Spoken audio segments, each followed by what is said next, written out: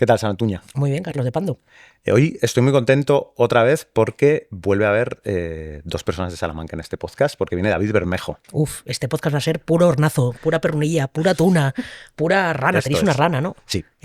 Viene David Bermejo, guionista de Siete Vidas, de Aida, de un buen montón de series. Profesor también, el máster sí. de Salamanca, si no recuerdo mal.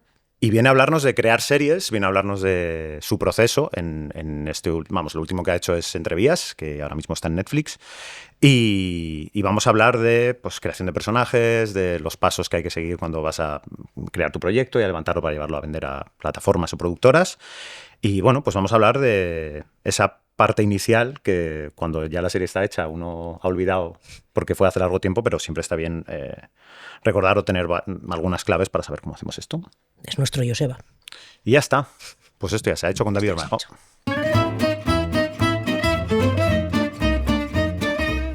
Esto ya se ha hecho, es el podcast oficial de Alma, el Sindicato de Guionistas de España, con la colaboración de Dama, entidad de gestión de derechos de autor de obras audiovisuales. Sara Antuña, ¿cómo estás? Carlos de Pando, muy bien.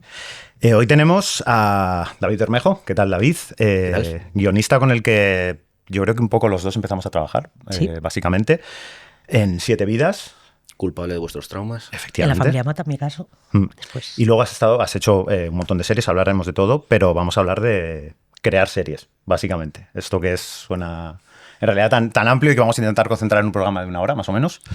Pero vamos a empezar por donde empezamos siempre, que es ¿por qué te hiciste guionista, David? Bueno, me gustaba escribir.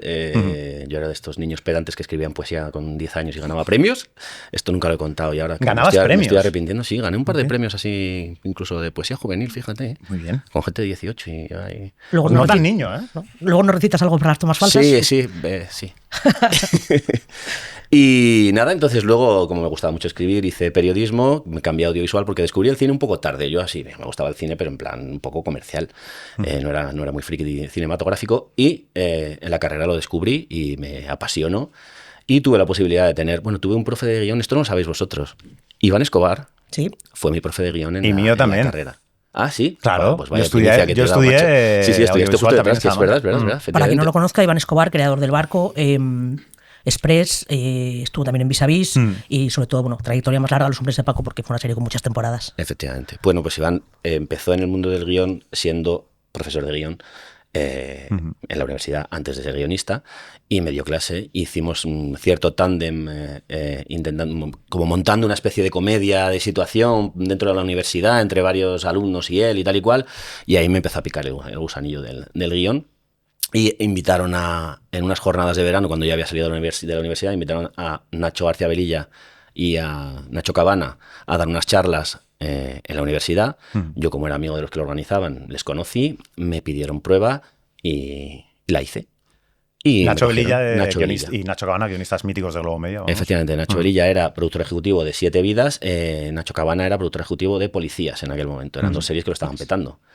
Y yo hice bueno, estas cosas que uno hace cuando es universitario y sale con chulería y piensa que el mundo le debe algo. Yo dije, a mí me gusta más Siete Vidas, voy a hacer solo la de Siete Vidas. ¿Qué os parece? Bueno, farracho. Y Muy bien. entonces, y la hice. Y entonces, y también, bueno, pasó una cosa muy curiosa cuando me llamaron, que es que yo tenía a mi novia de aquel entonces, que ahora es mi mujer, estudiando en Madrid. Y ese domingo cogí un autobús desde Madrid, que había estado el fin de semana con ella, para Salamanca. Y según salimos con el autobús, recibo una llamada. Oye, mira, soy Piedad San Cristóbal, Guionista también, compañera de Globo Media. coproductora ejecutiva de Siete Vidas, que nos ha gustado mucho tu prueba, que queremos que te vengas. ¿Puedes venirte mañana? Y digo, sí, claro, yo estoy en Madrid. Ah, vale, fenomenal. Pum, cuelgo. Grandes gritos, gran alegría. Y, oiga, señor, del autobús, pare, que me bajo. Como, No pueden parar. No, nos vamos a Salamanca, amigo. Entonces, pues nada, me fui a Salamanca 2 horas, me cogí otro billete y me tuve que volver haciendo No paró, gilipollas, que es la primera vez en mi vida profesional y luego ha sido otras muchas. Y ahí empezaste en Siete Vidas como becario, ¿no? Empecé como becario, efectivamente. Sí. No fue un despegue fácil, porque era una sala de guionistas con gente con muchísimo talento, rapidísima, con muchísimo oficio, una escuela de guión como no hay otra. Y yo era un pringao, ¿sabes? Tú llegabas allí, bueno, vosotros luego lo vivisteis un poco, ¿no? Cuando os tocó lo mismo, la misma trayectoria. Exacto. Sí. Llegabas y las cosas iban a toda velocidad, y tú las veías venir y decías, oh, Dios mío, y entonces tus aportaciones eran, eso se escribe con B, ¿sabes? Era así, y claro, pues durante los 6 meses que estuve de becario estuve un poco a verlas venir y a empanarme y yo creo que me iban a echar. Yo me acuerdo que tú decías, no sé si no por esa época, pero posteriormente cuando coincidimos trabajando, que en tu experiencia, y también hablabas de la tuya propia, había 2 tipos de becario, el que no habla y el que no calla. Y los dos se hacen flaco favor porque el que no habla pues no está aportando nada y nadie se fija en él y claro, así no hay manera de ver si tiene potencial. Y el que no calla también es un problema porque es como, piensa un poco antes de hablar despacio, que nadie te pide que seas una ametralladora de chistes sino que más o menos vayas acertando poco a poco, no desde el principio. Totalmente. Como yo tuve mucha experiencia como becario, luego me tocaban todos. Cuando empecé a ser un poco más guionista senior y jefe de equipo, pues me mandaban a todos los becarios a mí. Y a mí, como yo lo había pasado regular, pues tenía cierta sensibilidad, creo, con la gente que entraba nueva y por eso me los mandaban a mí. Y pues detectabas ahí pues que había ese tipo de tal. Entonces, hay una cosa que a mí me pasó durante la época, cuando yo noté que me iban a echar.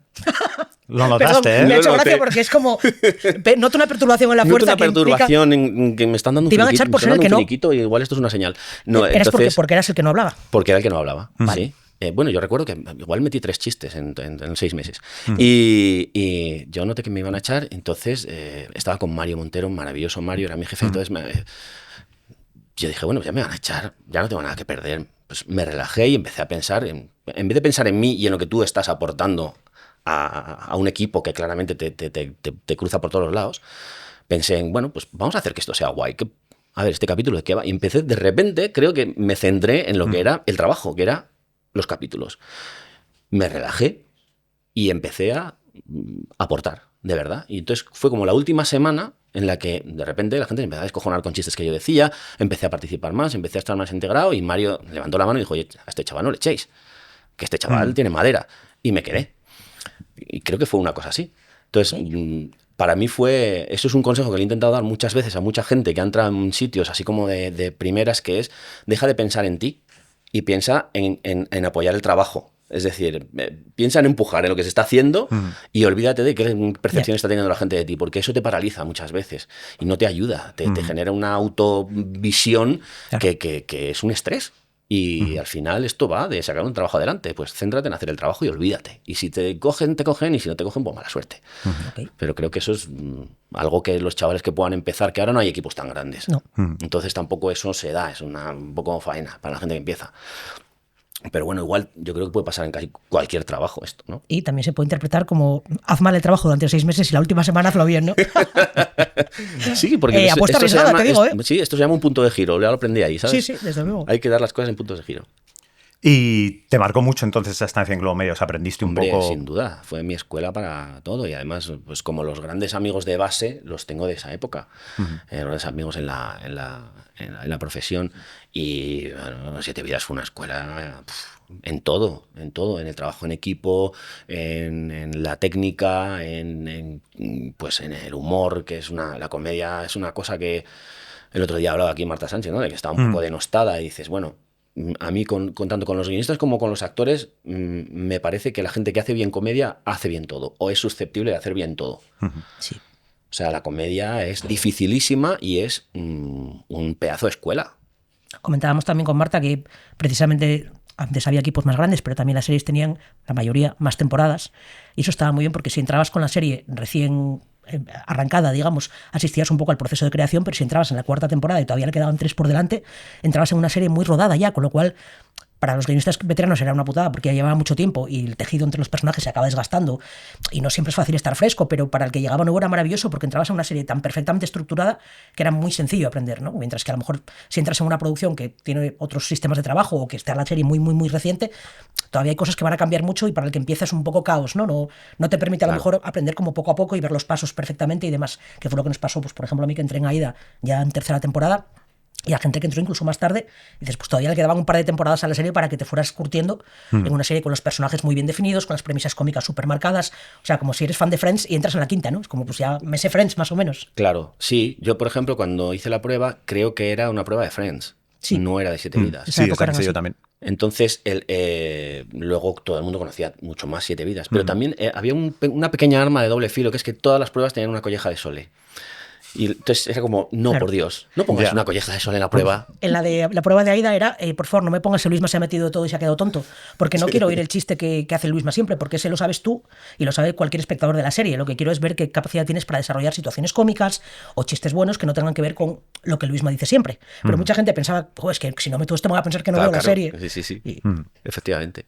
Pero bueno, sí, entre Siete Vidas ha sido mi escuela, sin duda. Y sin de ahí duda. pasaste a Aida, luego a Divinos. Yo pasé a Aida solo, yo escribí un capítulo de Aida, nada más, la primera temporada. Entramos como, digamos, no sé si a reforzar tal, y escribí un capítulo de Aida. Y luego, cuando Siete Vidas estaba acabando, pues surgió la oportunidad de irnos a Barcelona a hacer Divinos, que fue una experiencia en lo personal muy gratificante y en lo profesional fue un fracaso como los que tiene todo el mundo. Pero se aprende mucho también, es verdad que se aprende de los fracasos. Y fue, bueno, es que al final mucha gente piensa que como si tienes capacidad para hacer un éxito, siempre vas a hacer un éxito. Y eso no es así. Eso no, te equivocas cada 2 por 3 Ahí está en la vida y en todo. Claro. Entonces, bueno, pues esto pasa. Y Divinos fue una serie que en su génesis había gente que venía del equipo del Terrat y gente que veníamos de Madrid de hacer las cosas de otra manera, y también pues hubo una mezcla que nos costó, en lo personal eran encantadores y éramos todo un equipo muy guay, pero es verdad que creativamente fue difícil encajar una cosa con la otra. Y fue un poco experimento y no salió muy bien. De hecho, creo que ni siquiera hay capítulos que no se han emitido. Hola. Sí.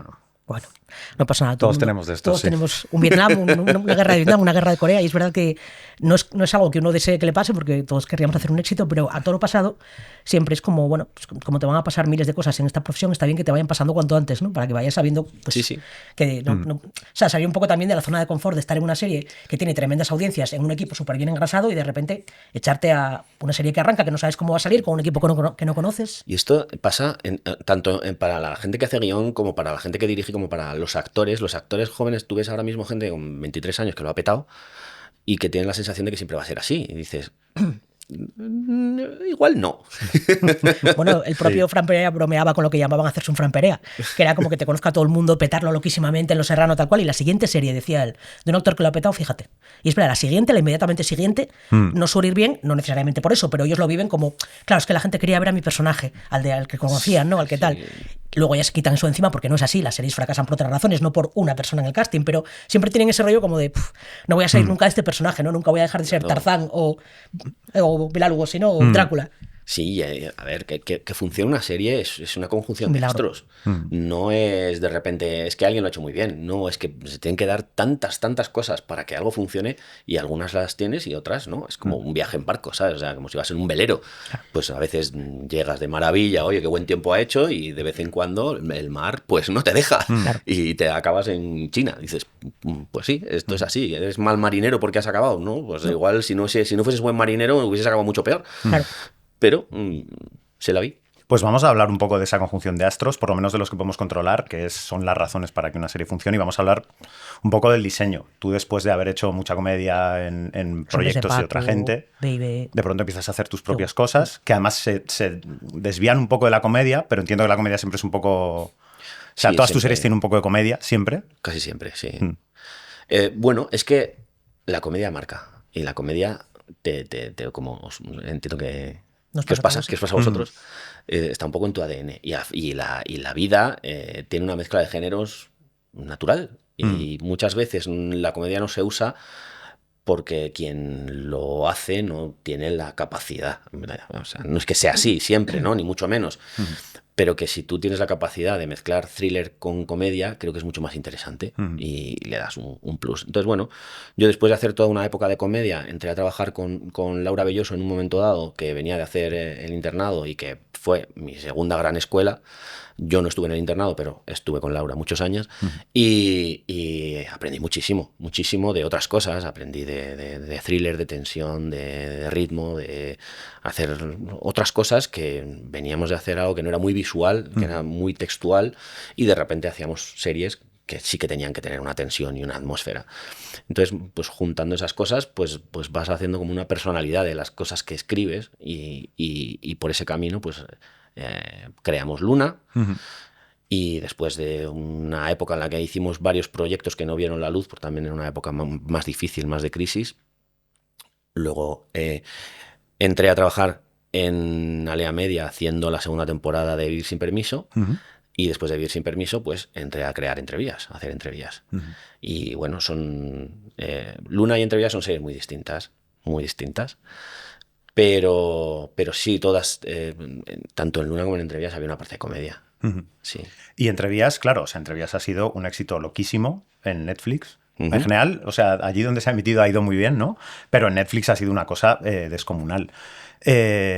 Tú entiendo que cuando creas la serie, las cosas te las planteas al principio sin pensar dónde vas a emitir, ni dónde va a ir la cosa, ni nada. O sea, piensas simplemente en el proyecto que tú querrías hacer. Y ya está. En realidad en este caso no, porque esto fue un encargo. Entrevías fue un encargo porque después de haber hecho Vivir sin Permiso, Telecinco quería hacer otra serie con Coronado como protagonista, con un gran personaje para Coronado, y por ciertos motivos querían que se grabase en Madrid. Entonces, el encargo venía ya como con una línea, ¿no? O sea, a mí Aitor me dijo, mira, queremos hacer una cosa que sea un poco Gran Torino a la española, ¿no? Con José Coronado en un barrio problemático.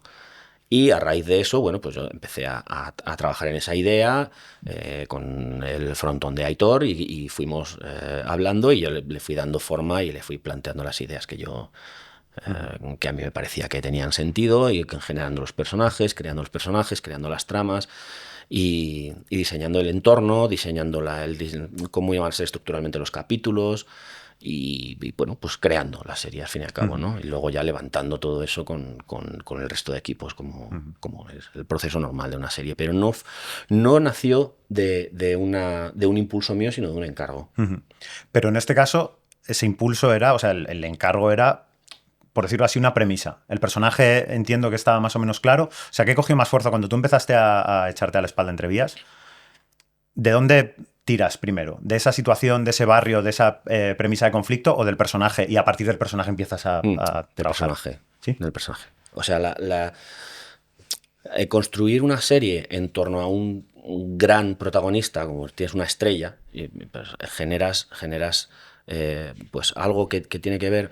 Entrevías tiene, desde el principio, mi planteamiento es que Entrevías tiene 3 capas. Una es la capa social del barrio. Otra es el thriller, que tiene que estar interconectado con el barrio, y otra es la vida del personaje y su familia. Y eso, todas las ideas que teníamos que tener, o que tenía que tener para que la serie funcionase, tenían que ser transversales, tenían que afectar de alguna manera a las 3 cosas. A las 3 cosas. Tenían que estar equilibradas, entiendo, ¿no? No podías tener mucho más thriller que... Efectivamente. Y una idea que encajaba con esas 3 cosas era la idea de, vale, esta nieta que se ha metido en problemas, que te da el thriller, pero que en realidad de fondo lo que hay es digamos, la soledad de los jóvenes que no tienen oportunidades para salir adelante, para tener una vida normal, y que el sustrato social es el que empuja a todos los problemas policiales, y esto entra en la familia de este señor. Entonces, bueno, pues esa fue la idea de base, y ha sido la idea en todas las temporadas. Siempre hemos tenido un detonante que de alguna manera cruzaba esos 3 estratos de la serie. Es heavy porque yo, o sea, me revisé el piloto la semana pasada, sabiendo que venías, y está tal cual. Eso, o sea, esto que estás contando ahora es la estructura definitiva, o sea, que define el piloto, es esas 3 capas, la presentación de las 3 y cómo hay algo, el detonante de la serie, que es esta especie de ese paquete de droga que atraviesa las 3 directamente. O sea, me flipa porque siempre se dice, ¿no?, que cuando una serie está bien diseñada, el piloto contiene el resto de capítulos y en general todo lo que debe contener la serie, ¿no? Pues gracias por decir que está bien diseñada, pero sí, efectivamente, yo creo que cuando tienes las cosas claras, a ver, hay muchas cosas que agradecer a la hora de hacer una serie como Entrevías. Una de ellas es que te den las llaves de la moto, es decir, que te dejen hacerlo así, ¿vale? Porque es verdad que cuando tú haces un gran proyecto hay mucho dinero, y hay muchos miedos, y hay mucha gente que quiere garantías de que las cosas estén bien y que quiere estar sobre él, y es perfectamente viable. O sea, si yo tuviera 10 millones no le pagaría una serie a nadie. ¿Para qué nos vamos a engañar? Claro. ¿Sabes? Entonces, bueno, pues tienes que asumir que la gente quiere opinar y tiene sus ideas sobre lo que tienen que ser las cosas, y que tienes que tenerlas en cuenta. Pero una vez planteadas las cosas que la gente quería sobre la serie, me dejaron trabajar mucho. Y muy bien, y yo se lo agradezco un montón a todo el mundo que ha tenido que ver con la serie, porque hemos trabajado a gusto.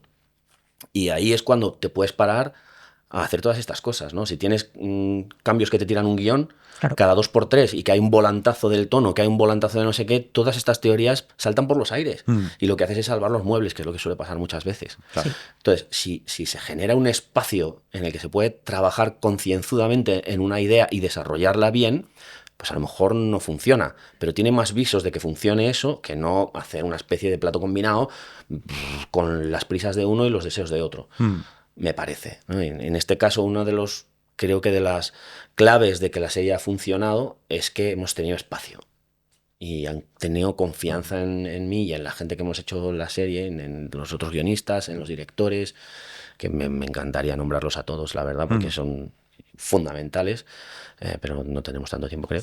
Y no, pero es verdad que eso es la base, para mi gusto, de la primera piedra sobre la que se construye un éxito.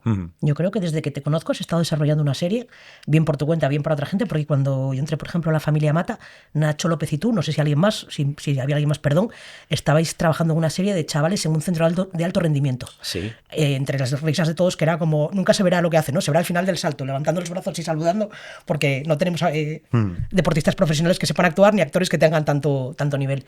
Y luego, posteriormente, una serie de narcotráfico gallego, Arousa, si no recuerdo mal. Sí. Lo que desarrollaste con Laura Belloso, que tuvo que ser infinito, porque estuvisteis un tiempo, ¿no? Sí. O sea, siempre tienes en marcha, entiendo, bien cuando estás trabajando en una productora, como en el caso ahora en Entrevías, bien por tu cuenta, un proyecto nuevo. ¿Es porque te gusta de verdad el proceso de creación de una serie? ¿O es un Claro. poco una manera de decir, bueno, pues no tengo curro, me lo genero yo o lo que sea? No, es que me encanta. Te encanta. Es que uno se hace guionista para estas cosas. O sea, si tú... Mira, yo doy clases en el máster de la Pontificia Eso además Salamanca, también de ¿sabes? creación de... Y tú ves que hay como distintos perfiles de chicos, ¿no? Hay algunos que enseguida se dan cuenta de que se han equivocado, que se meten en esto porque les gusta la industria, les gusta el salseo y dices, ya, pero es que esta profesión es solitaria, o sea... Claro, y muy dura. Y muy dura. Hay algunos que piensan que hay dinero y que te vas a forrar o que vas a sacar dinero y, oye, nosotros somos unos privilegiados, cobramos bien, pero llegar y entrar digamos, en la élite de la profesión es complicadito. Entonces lo tienes un poco jodido. Lo que tienes que tener es esta necesidad, este impulso, creo, de contar historias. Es decir, es que hay muchas cosas que se pueden hacer, que se pueden contar, que aportan algo o que pueden tener interés. Y ese impulso, si lo tienes, pues bienvenido, esto es que es muy bonito, ¿sabes? Entonces, como habitualmente siempre te toca trabajar como a las órdenes de una historia de otras personas, yo siempre me enamoro de donde trabajo y si no, no puedo y lo hago y me llevo la historia a casa y la tomo como mía. Pero es verdad que dices, joder, ¿por qué no? Algo que yo tenga, ¿no? Algo que se me pueda ocurrir. Y es curioso porque en los últimos 20 años sí, tengo como una docena de creaciones, de cosas que la gente me dijo esto no se puede hacer y que 10 años después se han hecho y ha sido un éxito. Claro.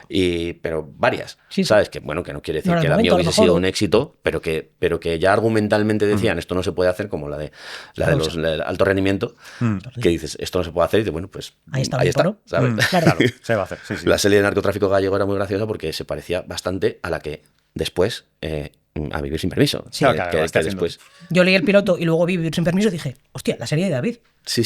Hay como Una serie de elementos comunes, ¿no? links extraños en el firmamento. Pero está bien porque ahora es bastante más normal que todo el mundo quiera crear su propia serie y venderla. De hecho, para mucha gente que está empezando, parece la única manera de acceder en un momento en el que ya no hay tantas pruebas ni los equipos son tan grandes como para permitirse fichar mucha gente.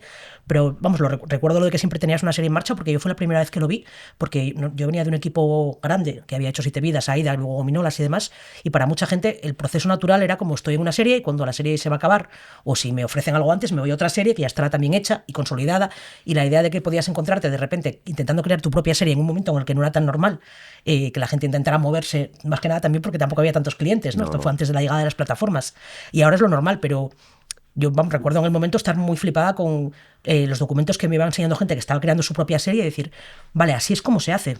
Porque para cualquiera que no haya entrado desde el principio, es como... es el tema lo que estás intentando trabajar, o los personajes... ¿Cómo se hace un mapa de tramas, no? ¿Cómo es tu proceso normal de creación de una serie? Más o menos. Si quieres ponerle el ejemplo de Entrevías, que nos La has que dejado te claro quiero. que es basada en personaje. Sí, efectivamente. Más- Bueno, es que yo creo yo creo que es un poco como diseñar platos de los cocineros, ¿no? Pues hay veces que el ingrediente principal es lo principal y hay veces que dices, hostia, pues a lo mejor necesito algo fresco y no sé qué y le vas poniendo ingredientes. No sé si hay una manera de crear series, pero sí que es verdad que no todas las ideas, en el mundo hay millones de ideas y creo que no todas, ni mucho menos, son una buena serie. Desde luego. Creo que hay que encontrarlas, que tiene que tener ciertas características, que tiene que tener corazón, motivación, los personajes tienen que tener un conflicto, tienen que visualizar claramente que va a haber un recorrido para ese conflicto, que tiene que tener unas características técnicas y luego eso ya elimina el 95% de las ideas de serie que hay en el mundo, porque no tienen esas características técnicas. Y luego, dentro de que haya algo que dices, esto creo que puede tener esas características técnicas, hay una cosa como de empatía, de cosas que puedan ser interesantes humanamente. A mí me interesa mucho, yo creo que más que contadores de historias somos transmisores de emociones. Así me pongo. Así ¿Qué se te pone. parece? A mí me estás Tío. transmitiendo una emoción ahora mismo que prefiero no compartir. Obvio. Bueno, el caso es que no, pero me parece que nosotros lo que tenemos que hacer, o sea, que creo que la diferencia que hay entre un periodista y lo que hacemos nosotros es que lo que ética. hacemos nosotros, La ética, nada. la ética, efectivamente, pero que lo que hacemos nosotros se parece mucho más a cómo vive la gente la realidad que el trabajo muchas veces de un documental o de un periodista, ¿no? Os voy a contar una chorrada, Dale. una anécdota. Cuando yo estaba en la universidad haciendo periodismo, vino Iñaki Gabilondo a dar una charla y nos contó que cuando él empezaba a hacer periodismo en radio, le enviaron a grabar el momento en el que en el túnel de Guadarrama había una explosión que unía los dos extremos que habían empezado a excavar. Y que querían que grabase esa explosión para ponerla al principio del telediario. Vale, entonces, bueno, pusieron sus micrófonos y aquello explotó. ¡Pau! Se lo llevaron a sonido y cuando lo pusieron era... Dice, esto no es una explosión, ni es nada, ¿qué es esto? Entonces dijeron, hostia, ¿qué hacemos? Le decimos al jefe que no hemos grabado la explosión, nos llevamos una bronca, pues yo supongo que el hombre sería un becario todavía, estaba acojonado.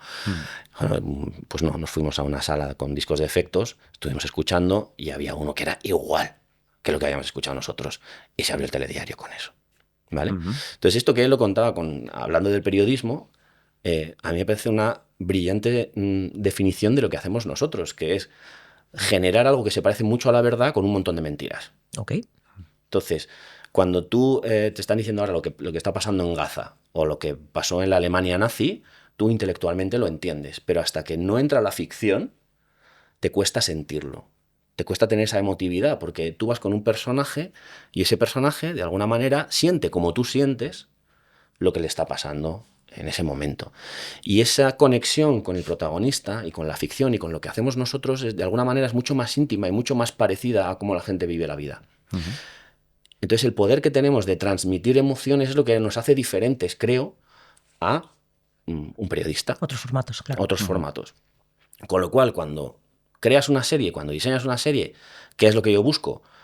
Algo que genere esas emociones, que tenga implícitamente esas emociones y que veas que de una manera fácil puede haber una conexión en la que la gente viva una realidad y sienta y esté en un sofá y llore, ría o tenga miedo, pero que le pasen cosas. Y bueno, pues cada uno busca cosas, yo es lo que busco.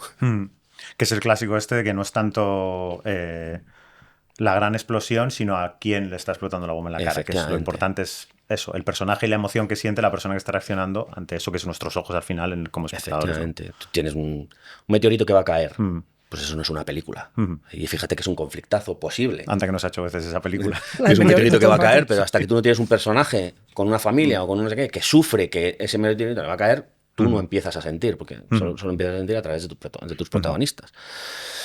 Entonces, pues eso. ¿Cuánto desarrollado crees que tiene que estar el personaje? O en tu caso, ¿cuánto está antes de lanzarte ya a pasos ulteriores? O sea, cuando dices, ya tengo suficiente material, ¿un personaje o todos? ¿Hasta qué punto diseñas? Vamos. Mira, yo creo que eso no es matemático, ni es nada de cuantificable. Esto en realidad. No cuantificable. Pero sí tengo la sensación de que muchas veces la creación no es una creación sin un hallazgo. ¿Sabes? Que con Tirso, por ejemplo, con Tirso hubo muchos hallazgos. Había muchos momentos en los que ya estábamos avanzando en la serie Y te ponías a escaletar algo y decías, es que Tirso no haría esto. El Es que personaje Tirso, Coronado, ¿no? en realidad lo que le pasa a Tirso es esto. Yo descubrí muy adelante que en realidad Tirso es un personaje profundamente cobarde. Mira, Mm. militar retirado, el tío que sale a la Sí. calle con una pistola, es un cobarde. Porque él tiene miedo a sufrir por los demás. O sea, él sufre por los demás, sabe que puede sufrir con los demás. Por eso expulsa a los demás de su vida y por eso cuando le hacen daño a alguien, intenta canalizar hacia la ira algo que él no sabe asumir, que es el dolor. Ok. Pero yo eso de Tirso no lo sabía en los 4 primeros capítulos. Claro, no estaba en el diseño del personaje, No ni mucho estaba, menos. no estaba. Pero lo vas escribiendo y dices, ¿pero qué le pasa a este señor? ¿Por qué se comporta así este señor? No lo sé, pero es verdad que pega que se comporte así, pero no sé por qué se comporta así, hasta que en un momento dado dices que este tío es un cobarde, le tiene miedo A sus emociones. a sus emociones. Claro. Y eso es lo que provoca que este señor sea así, asado. Entonces, a partir de ese momento puedes escribir más a favor de lo que tiene. Entonces, de repente nos metemos ahora en la 4ª temporada y dices, bueno, ¿este señor qué le pasa? Pues que ha vivido una pesadilla, que es su peor pesadilla, porque le ha tocado vivir el dolor. Y entonces partes desde otro sitio porque es lo peor que le podía haber pasado. A ver cómo lo gestiona ahora, ¿no? Claro. Entonces, pero lo vas encontrando. O sea, no es como que yo me lo he inventado, que es así. Dices, es que como que estaba ahí y tú no lo acababas de descubrir. Vas descubriendo que los personajes tienen facetas que tú no controlas, simplemente te las encuentras. Y eso te pasa con el protagonista, pero te pasa con muchos secundarios, ¿no? Y cuando vas forzando, como otro ejemplo, otro de los personajes que es Jimena, que es la hija de Tirso, pues en un momento dado no sabíamos por qué Jimena era mala madre, mala mujer, por qué le ponían los cuernos, porque era tan infeliz, que no sabíamos qué le pasaba. Y Víctor Pedreira, que es uno de los guionistas, que ha estado conmigo en toda la serie, es mi mano derecha, dijo, hostia, ¿y si es lesbiana? ¿Y si lo que le pasa es que no ha salido del armario? Y de repente dices, wow, esto explica un montón de cosas de su infelicidad, pero fue casi como un descubrimiento, ¿sabes? Fue un descubrimiento. Y dijimos, hostia, hay que sacarla del armario entonces porque tenemos que encontrar una vía para su felicidad, pero no lo creamos, como que estaba, ¿no? Y entonces cuando es como la gallina y el huevo, tú empiezas a crear personajes cada vez más complejos y esos personajes empiezan a darte cosas, a devolverte cosas y los vas conociendo mejor. O sea que en realidad para ti el proceso de creación no termina de terminar nunca, por decirlo así. Quiero decir que pienso que cuando, o sea, en el caso Entrevías, habrá no sé qué materiales, ahora te preguntamos qué materiales más o menos manejabais para llevarlo a una cadena o intentar venderlo, pero es algo que no está cerrado nunca, por lo menos para ti. Jamás, no. Vas descubriendo cosas todo el tiempo y metes personajes nuevos y ves facetas nuevas de los demás. Y bueno, creo que hay que tener los ojos abiertos y la sensibilidad para entenderlos, ¿no? Y eso es difícil a veces. Pero te devuelven cosas los personajes, tienen vida propia.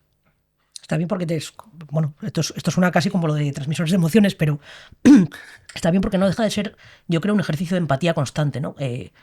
Una cosa más de las que recuerdo de cuando trabajábamos juntos, o creo que dando una clase, me parece. Además lo comenté con otra gente que también te lo había oído y se había acordado igual, ¿no? Es como dice David Bermejo, en los conflictos buenos, todo el que habla tiene razón. Y yo, que eso es una cosa que, bueno, aprendes con el tiempo, pero de manera intuitiva, si no quieres crear clichés de malvado de opereta, el malvado o el antagonista, por no decir el malvado, pero el antagonista que se opone a tu protagonista tiene que tener una buena razón para hacer lo que hace. Sobre todo para que el espectador se encuentre realmente dividido con el dilema y le interese saber lo que pasa, no solo por tu protagonista, sino también por tu antagonista. Es como, bueno, pues esta persona nunca se considera a sí mismo el malo de la película. Él no sabe que es el malo de una película. Efectivamente. Entonces te obliga a empatizar con personajes que en principio a lo mejor no tienen nada que ver contigo. No hablo ya ni de porque sean antagonistas. Puedes tener un protagonista que te repela profundamente su sistema de valores, su comportamiento, lo que sea. Y para evitar ponerte por encima y crear un personaje un poco más rico, estás como obligado constantemente a hacer un ejercicio, pues eso, digo, de empatía, en el sentido de ponerte literalmente en la piel de ese personaje e intentar entender comportamientos que dices, ¿por qué tengo que entender comportamientos que yo le estoy escribiendo? Podría ponerle otros, ¿sabes? Que me resultasen más familiares. Pero no, porque dices, pues en realidad, casi por la trama o por el desarrollo de la serie, quiero que esta persona vaya en esta dirección. ¿Cómo hago para llevarla de la mano sin quedar por encima, sin que sea incomprensible? Bueno, es que tú, como vosotros bien sabéis, no puedes doblarle la mano a los personajes. O sea, es que eso es falso, eso es mal guión. Se paga caro, que los espectadores no son tontos y lo pillan. Claro, o sea, tú no puedes ir a contrapelo de lo que un personaje es, porque queda mal, porque la vida no es así. Mira, una curiosidad, lo de todo el que habla tiene razón es una frase de mi abuela. Oh, ¿Qué te parece? Abuela Bermejo, abuela Costa, muchísimas gracias por esta perla de sabiduría. Mi abuela era la persona más sabia que yo he conocido. Murió a los 106 años repartiendo sabiduría. ¿Qué ibas a decir repartiendo hostias? Repartiendo hostias, pues casi. La veía un poco tirso. No sería maravillosa. Y ella siempre decía esto, y porque al final el guión es como la vida, ¿no? O tendría que ser como la vida. Y en la vida, todo el que vota una cosa que a ti te parece espantosa, tiene unas razones para hacerlo, que a lo mejor no son... la gente tendemos a pensar que el que piensa distinto es idiota o es malo, ¿no? O eres mala persona o es que eres idiota y no te enteras de nada. Bueno, o a lo mejor ha tenido unas vivencias o está en un sitio o ha visto unas cosas que tú no has visto, o a lo mejor el que está equivocado eres tú, o a lo mejor... Es que eso pasa en la vida. Entonces, bueno, mi abuela decía, es que todo el que habla tiene razón. Si tú escuchas el discurso de todo el mundo, un poco de razón tienen. Siempre hay cosas que dices, claro, justificaciones para haber llegado a ese punto, claro, que no son justificaciones de sus puntos de vista, sino justificaciones de por qué ellos han llegado a ese punto, por qué tú has llegado a este punto de vista. Entonces, con los personajes tienes que hacer ese mismo esfuerzo, que es darle esa consistencia.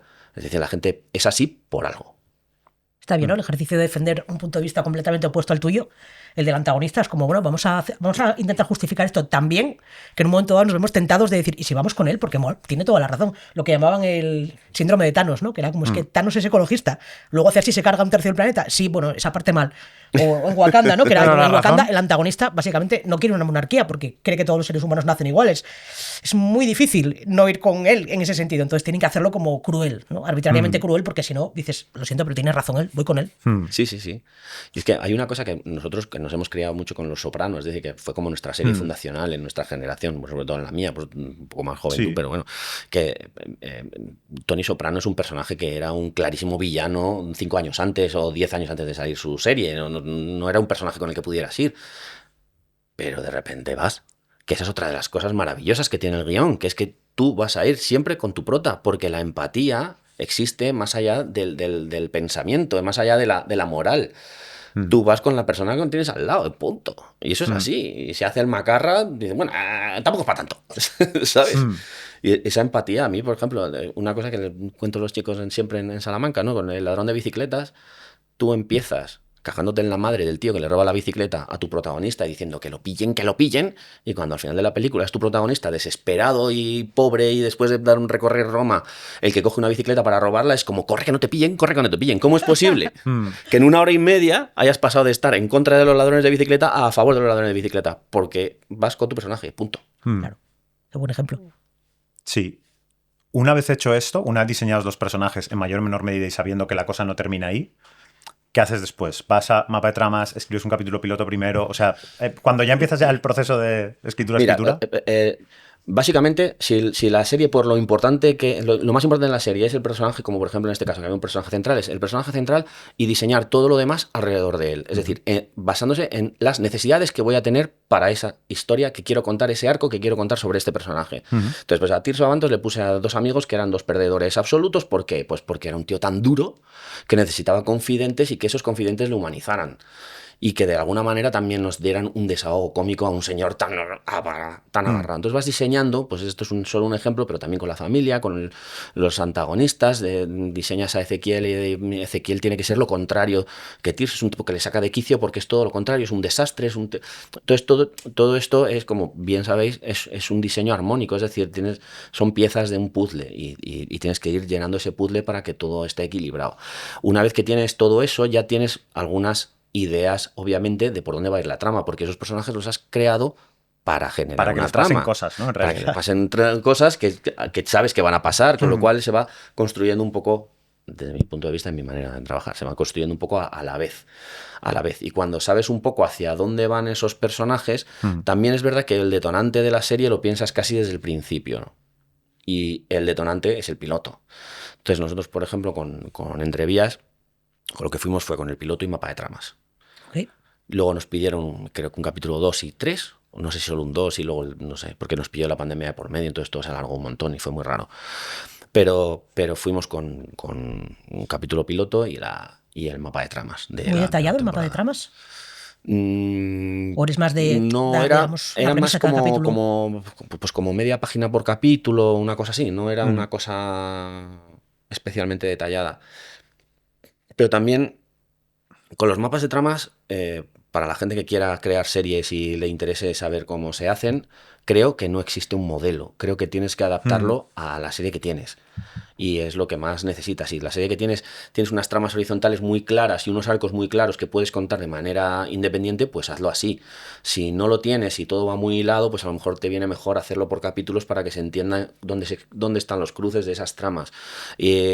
O a lo mejor no tienes que contar un mapa de tramas de ninguna manera, sino lo que cuentas es como una historia.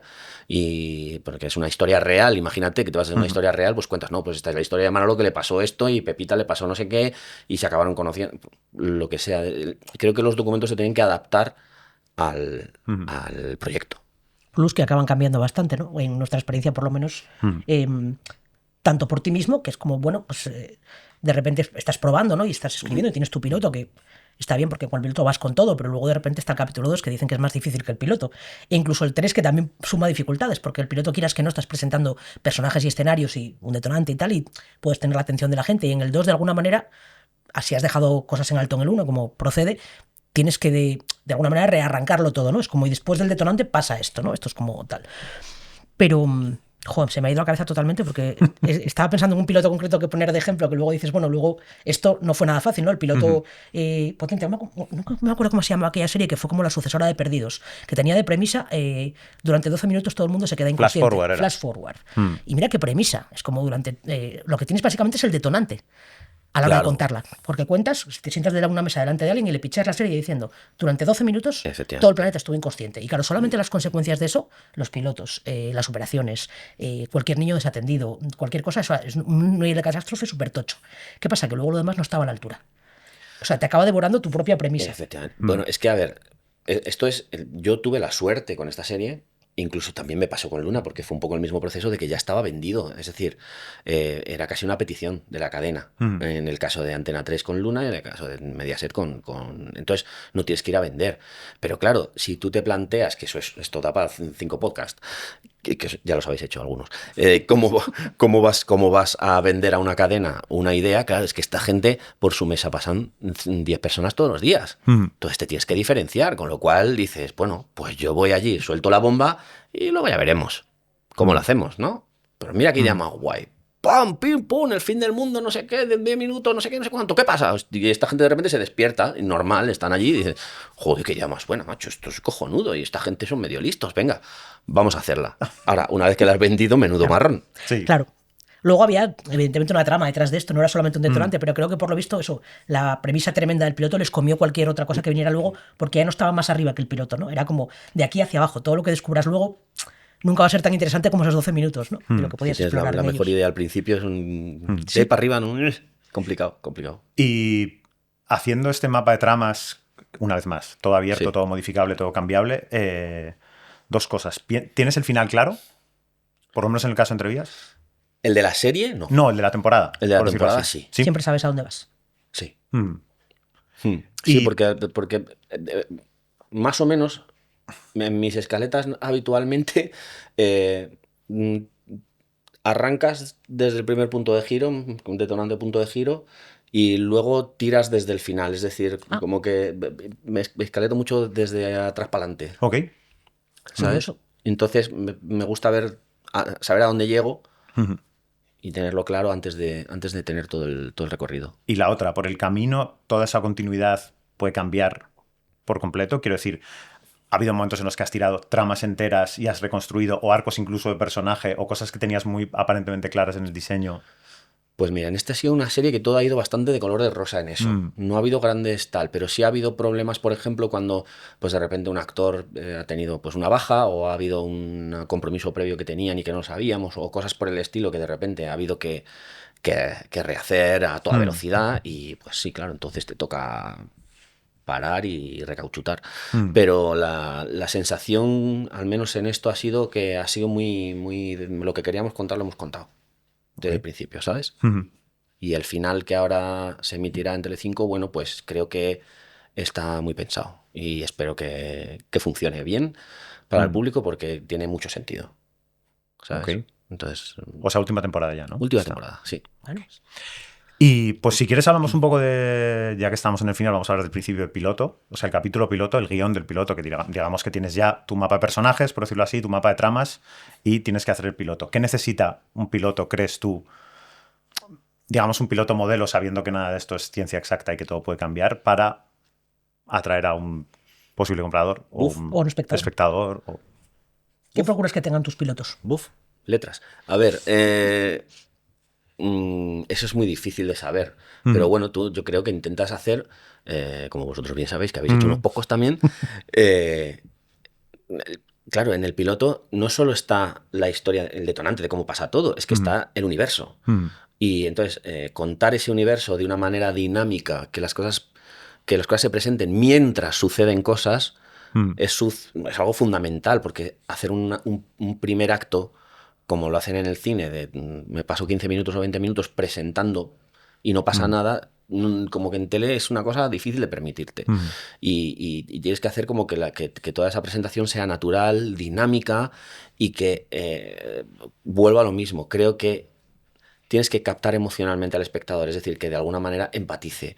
Pues si son fuegos artificiales, es muy bonito, pero tengo la sensación, al menos es mi sensación, de que el espectador no se queda a ver todas las semanas algo porque sean fuegos artificiales, sino porque de alguna manera ha generado un vínculo. Entonces, ese vínculo me parece que hay que crearlo en uno. Y yo soy muy clásico en la escritura en cuanto a las estructuras, porque no las considero un corsé, sino una ayuda. Me parece que hacer de hecho, creo que el piloto de Entrevías es de manual en cuanto a tiralíneas de guión. Y creo que funciona por eso. Funciona porque es muy claro. Y tiene los tiempos que necesitan las cosas. Y tiene las presentaciones de personajes mientras están sucediendo cosas. Y intentas que no baje el ritmo. Y bueno, es que son muchos, o sea, escribir pues es jodido. O sea, tiene su intríngulis. A ver, el piloto de Entrevías tiene 17 versiones. Uf, Claro. 17, ¿Sabes? Es que, a ver, pilló la pandemia, entonces había mucho tiempo para opinar. Ya había mucha gente muy aburrida en casa dando notas. Entonces estuvo un año, posiblemente un año y pico dando vueltas por ahí y la pandemia de por medio. Entonces, claro, pues es normal que vas dando como ajustando cosas, cambiando, de repente sí, de repente no, y cositas que... Pero claro, yo entiendo que lo volvemos a lo de siempre, es que cuando tú arriesgas un montón de pasta en algo, tienes inseguridades. Sí. Es que has dicho una cosa que me ha gustado del piloto, que es una cosa además que siempre que damos clase, nos ha pasado alguna vez, si es una cosa que ves muchísimo en los capítulos piloto de gente que no ha escrito habitualmente, que hay muchas veces son muy expositivos, porque están haciendo presentación de personajes y presentación de universo, y en las tramas en realidad no pasa nada. O bien al contrario, van directamente a trama y que la cosa avance y avance y avance y te estás olvidando de el personaje, de a quién le están pasando las cosas. Y eso siempre me parece, no sé si estás de acuerdo, como el equilibrio más difícil de todo entre la exposición y la trama, ¿no? Es que eso es complicado. Eso es complicado. O sea, que tú entres en la historia de una manera natural y hagas esas dos cosas a la vez, que es presentar el universo y a los personajes mientras están sucediendo cosas, sin olvidarte de presentarlos bien, pero que la gente no se aburra o no diga, bueno, vale, este bonito cuadro que me están pintando, vale, pero cuando hay chicha, ¿sabes? Eso es complicado, es que escribir es muy complicado, tiene mucha técnica. A mí me parece que la escritura tiene mucho más que ver con la arquitectura, por ejemplo, que con otras artes, ¿sabes? En cuanto a que hay muchas cosas, hay muchas cuestiones de pesos y de no sé, hay leyes físicas de cosas que se caen, y es verdad que como todo parece muy subjetivo en el guión, ¿no? Es como, pues a mí me gusta, a ti no te gusta, es que las cosas son así, es como, bueno, puede que la historia te encaje más en tu manera de ser o que te encaje menos, pero técnicamente las cosas que podemos discutir se basan en cosas que sí están establecidas. Claro. Y que podemos discutirlas casi de una manera, no te digo objetiva, pero casi. No sé quién decía que contar un piloto debería ser como contarle un cotilleo a alguien que no conoce a los protagonistas. Y esto se hace muy bien cuando tienes que contar un cotilleo a alguien que dices, está muy bien eso. Una prima mía que trabaja no sé dónde, bueno, pues verás, le pasó una movida, se estaba separando, entonces estaba muy jodida, no había dormido bien, inmediatamente dices, te cuento 4 o 5 emociones, o unas cuantas, que el interlocutor comprende inmediatamente porque son universales, un universo que controla también y que no hay que explicarle 15 normas, porque si tienes que explicar 15 normas del universo y un montón de cosas que tal, es como, no sé si me interesa tanto esta movida, no conozco a tu prima además, con lo cual no me importa. Pero si está bien contado, cuando pasa el cotilleo y te han contado la historia y has flipado un poco, la próxima vez que la ves es como, oye, ¿y tu prima al final qué pasó con aquella movida? Y ves que esa persona se ha quedado con cosas que dices, joder, lo he contado bien de verdad, ¿no? Se ha entendido. Sí, no sé quién lo comentó, pero era como, pues no te diría que sea la fórmula magistral, pero por ahí van los tiros, ¿no? Meter a alguien a jugar. Yo, mira, una vez hace poco estuve intentando jugar a videojuegos que lo tengo muy abandonado y no soy de esta generación. En mi época sí, pero ya no. Y en cuanto empiezas a jugar un videojuego siendo un viejuno, como te cueste un poco saber 3 teclas, dicen que te den por saco. O sea, me aburro, tío. Voy al mus. No, pues eso en el guión pasa. Es decir, las mecánicas y todo eso tienen que ir como de manera progresiva y sencilla, que tú vayas entrando, ostras, si le pego a esto sí que puedo hacer no sé qué. Ahora tengo que saltar esto, ¿cómo se salta? Y vas aprendiendo un poco y tienes que tener ese proceso de una manera natural, porque si no la gente... Claro, abandona porque la curva Por de eso ponen dificultad. el tutorial al principio de los videojuegos. Sí. Tenemos que ir cerrando. Vamos. Y vamos a hacerte la pregunta que hacemos siempre a todos los invitados e invitadas, que es ¿cuál es el mejor consejo que te han dado relativo al trabajo? No hay que echarlas al después y no antes. O el que darías tú a la gente que está empezando. Hay muchos consejos, joder. No sé, yo a la gente que está empezando le diría que se tome cada trabajo como si fuera la serie de su vida. Okay. Que la motivación, cuando estás en el otro lado buscando gente, la motivación para mí es el 85% de lo que buscas en la gente. Luego lo demás lo puedes enseñar, lo puedes hacer, lo que sea. Pero la gente con la cabeza mínimamente amueblada y motivada llega a todas partes. Ok, es un buen consejo. Las ganas, ¿no? Sí. Se te vean las ganas de estar ahí. Muy bien. Pues hasta aquí. Muchísimas Aquí gracias, David David. Bermejo. Ha sido un placer. El placer ha sido mío. Y nada, pues seguimos. Muchas gracias. Muchas gracias. Gracias. Esto ya se ha hecho. Bla, bla, bla. Un miércoles más tenemos con nosotros para darnos la turra sindical A Timón y Pumba. a Cristóbal Garrido y Borja González Santolaya sentados en esta mesa, con pleno derecho a hacerlo, para hablarnos de... Pues mira, ¿qué tal? ¿Cómo Hola, estáis? ¿cómo estáis? Muy bien, con una energía Es que preciosa. hay una tensión aquí bastante evidente, porque Ya, nos ya. echasteis, todo el mundo lo ha visto en esta promo maravillosa, en una segunda temporada que no pasará. Pero sabemos perdonar, estáis de vuelta. Ganaos el puesto. Gracias. Gracias. Bueno, pues mira, pues venimos, creo que mereciéndonos un poco el hueco que nos hemos ganado Por supuesto. en este podcast. Ajá. Y vamos a hablar de un tema que es muy importante y que tiene mucho que ver con el guionismo, que es reformar casas. Entonces, Vais a hablar de reformar casas. vamos a ver reformar casas. Venga. Vamos a ver. Os avisamos que queríamos hacer dinamismo en este programa y Y aquí introducir está. nuevos temas, no todo va a ser guión. Claro. Adelante ¿Vale? con la Los reforma. gemelos de las reformas, estos. Pepe sí, contra sí. Otilio. A ver, no es del todo cierto. Luego hay un giro como en plan de, uy, qué bien Venga. traído, ¿vale? Muy Pero bien. Entonces, cuando tú vas a reformar tu casa, jamás pensé que iba a empezar una sección así. Su en tema este favorito. podcast. Cuando tú vas a reformar tu casa, tú hablas con el constructor, con el albañil, con quien te lo haga, ¿no? Y entonces, pues pactas una serie de pagos, ¿vale? Entonces, siempre hay un primer pago al principio, antes de que este señor saque el primer martillo, hay un primer pago para que este señor, pues, compre Materiales. los sacos de yeso, alquile el contenedor de los escombros y tal, ¿no? Y luego tú pactas otra siguiente fase en el que tú llegas a tu casa, todo está hecho un cuadro, te quieres morir, los grifos no funcionan, el váter si meas se queda ahí ese pis hasta dentro de 3 meses, nada funciona, todo es un horror, pero aún así le pagas esa segunda fase porque le tienes que pagar.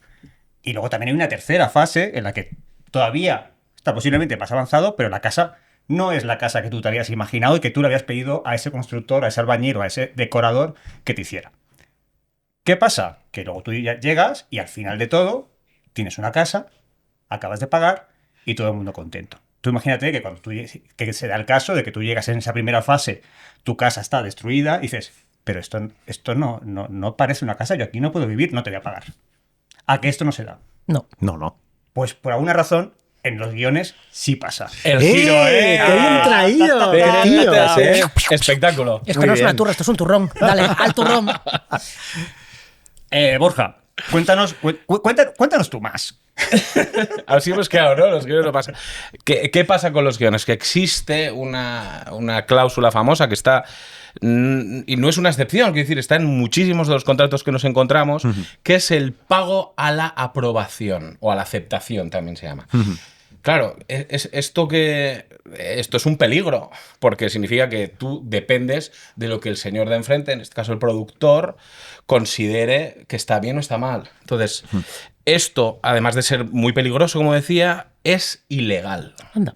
Existe una ley, la voy a leer, hay 2 leyes, Sí. que cuando tú estableces un contrato, y la voy a leer así, la validez y el cumplimiento de los contratos no pueden dejarse al arbitrio de uno de los contratantes. Es decir, no puede ser si tenemos un contrato de los dos en que tú me pagas para que yo haga algo, no puede ser que cuando tú estés satisfecho, ahí es cuando me pagues.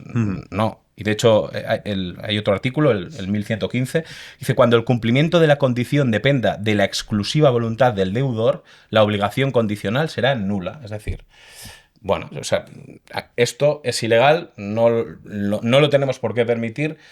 ¿Cuál es el problema? Que si fuéramos un paso más allá y hubiera un choque, un conflicto evidentemente en productor y guionista, tendríamos que dejarlo a un tercero, a un juez, que hiciera una especie de informe pericial de nuestro guión. Y eso nadie lo quiere. O sea, hay una cosa, perdona que te interrumpa, claro. que nos lleva pasando desde que hicimos este podcast, no sé si os ha pasado también a vosotros, que amigos productores nos han dicho, joder... Te reconocen por la calle ya, los amigos productores. Sí, Mira, Timón y Pumba. Timón y Turra.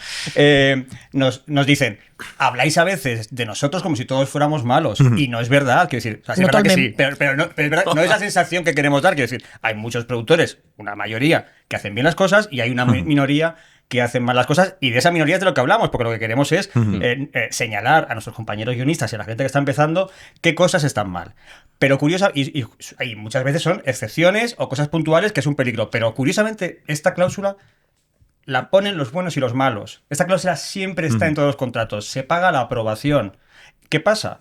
Que si el productor no te aprueba esa versión, tú no cobras. Y puede ser dentro de una semana, dentro de 3 meses o dentro de un año. Lo cual es bastante gracioso, porque curiosamente en los contratos también que tú te encuentras, muchas veces, si no la mayoría, también pone que la productora ni siquiera ¿cómo se dice? Se ve obligada a producir, no se compromete a producirla. Ya. Entonces ya es muy loco, porque tú puedes estar escribiendo hasta el infinito, hasta que te aprueben, y al mismo tiempo la productora ni siquiera se compromete a producir eso. Entonces hay un campo de desigualdad muy peligroso, muy peligroso. Entonces, ¿cuál es la solución de eso? Pues es muy fácil. Tú le dices al productor, mira, esta cláusula es ilegal, somos 2 profesionales que obviamente no vamos a poner a firmar un contrato en el que hay una ilegalidad, con lo cual lo que ponme que es pago a la entrega del guión. Punto. Y si no te gusta, para eso hay una segunda versión. Y si no te gusta, para eso hay una tercera versión. Exacto. Y si ves que soy un zoquete y que no nos entendemos, no pasa nada. Me echas. Si me vas a echar. Claro, si me no echas funcionamos. y si es que llamas no a pasa otro nada. de la misma manera que al señor constructor que hemos contratado para la casa.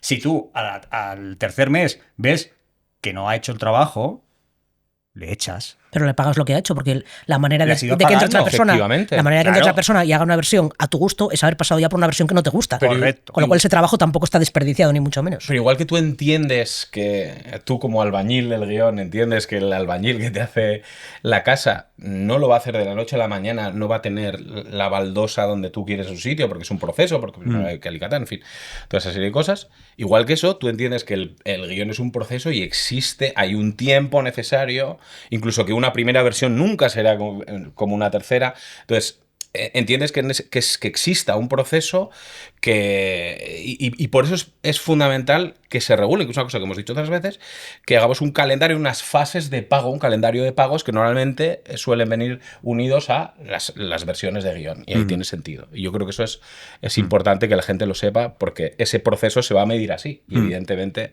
también es un aviso importante también al productor, para decir, si yo tengo establecido un calendario de pagos y un número de versiones, que siempre desde aquí, desde Almar, recomendamos que sea limitado, el productor tiene que tener muy claro qué película quiere o qué tipo de historia quiere, y tiene que ir muy alineado contigo, porque sabe que no puede dar millones de vueltas, no puede marear la perdiz, porque va a tener que pagar cada vez que quiera un cambio. Entonces, es importante que desde aquí... Así que cuidado con esa red flag desmetemos. también. Esa red flag que es también números ilimitados de versiones. Exacto, que no hay que son acotar limitados. las versiones porque si no puedes tirarte toda la vida. Es justo lo que acabo de decir, Cristóbal, pero está bien. Bueno, pero está bien que lo No, que digamos que se diga vale. varias veces. dos Está veces bien. por si acaso. Sí, Pero dos hay, veces. hay un argumento que Es te muy dan importante siempre. limitar las versiones. Sí, Es que no me judíos. parece que sea la última No. palabra, ¿sabes? No, me refería, yendo un poco al tema del pago a la aprobación, hay un argumento que te da siempre el productor o la productora que es el riesgo. El riesgo que corren ellos de pagar por un trabajo que no saben cómo va a ser.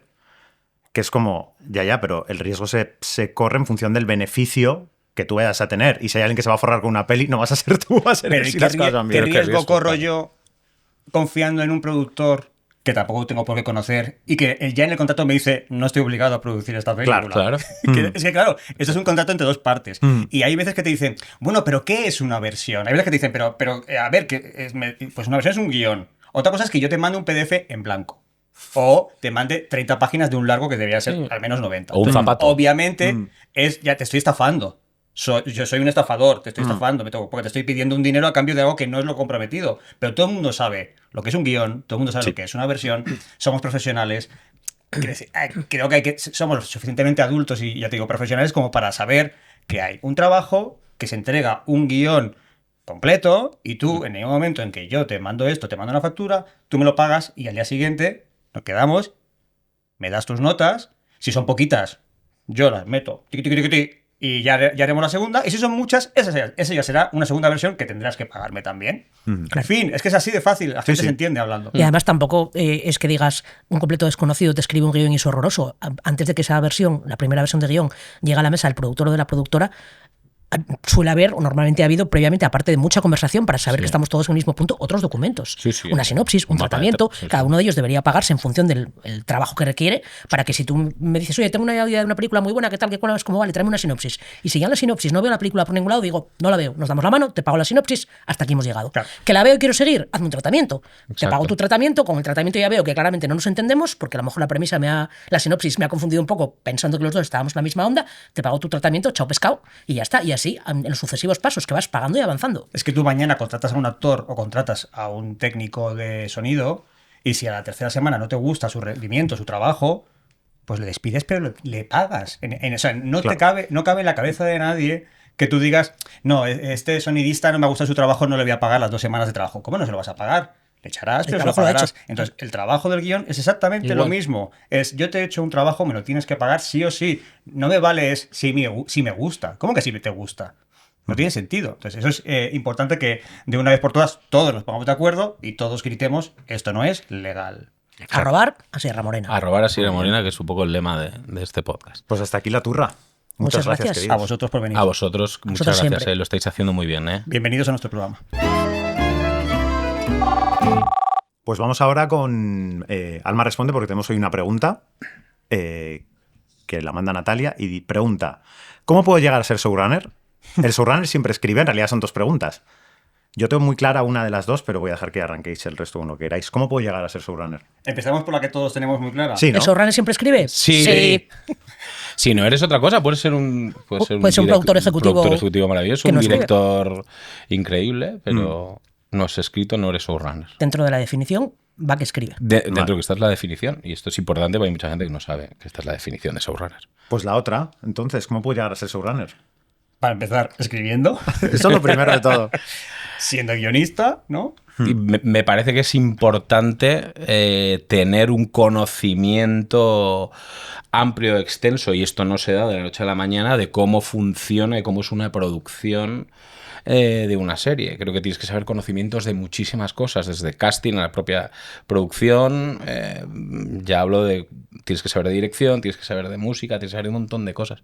Creo que eso es indispensable. Por eso nos hace mucha gracia, yo creo que aquí a los 4 lo hemos comentado muchas veces, los famosos talleres de showrunner, ¿no? Que te puedes apuntar ¿Cómo ser sin más, showrunner cómo en ser 3 showrunner en 2 años, ¿no? O en 2 semanas. Es que es un poco absurdo. Porque Con eso gente te que lo- nunca ha escrito un guión. Claro, Además, es un poco absurdo. Quiero decir, hay que tener en cuenta que no muchas veces reclamamos desde los guionistas esa figura, evidentemente, porque es la única que puede ser, pero no todo el mundo está preparado para hacerlo. Hay guionistas que escriben maravillosamente, pero no saben lo que es un Fresnel o no sabe...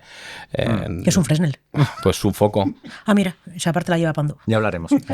No, pero es verdad. Vaya. Quiero decir, no hace falta tener unos conocimientos tan exhaustos, porque para eso nadie sería nada, porque es imposible que tú te hagas un máster de montaje, un máster de No, vestuario, pero un tienes que máster... saber lo que quieres. Pero hay un punto en el que tienes que saber exactamente qué quieres, qué necesita tu serie y cómo pedirlo. Y cómo pedirlo. Y a partir de ahí, rodearte de los mejores profesionales para que tus deseos se hagan realidad. Es decir, yo hay cosas, por ejemplo, en mi combo con Adolfo Valor, yo, por ejemplo, sé mucho menos de música, Adolfo es mucho más musiquero, pues yo a lo mejor me relajo en esa parte. No hace falta que seas experto en todas las materias, pero sí que es verdad que tienes que tener cierto bagaje.